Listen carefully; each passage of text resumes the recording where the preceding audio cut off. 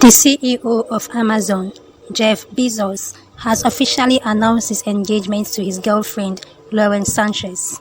According to reliable sources, the engagement took place on Bezos' super yacht off the coast of Cannes after Sanchez was sighted wearing a ring. Popular Nigerian actress Adunni Ade has strongly denied rumors making the rounds on social media that she is owing the late Murphy Afolabi a sum of 250,000 naira. She quickly posted receipts of the transaction as she issued a statement through her representative explaining in details what transpired.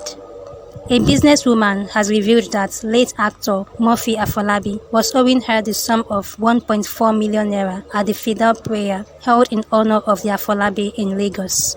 The woman claimed they were involved in a business deal, but he was yet to refund her before his death. What more can we expect from the late Murphy Afolabi's demise?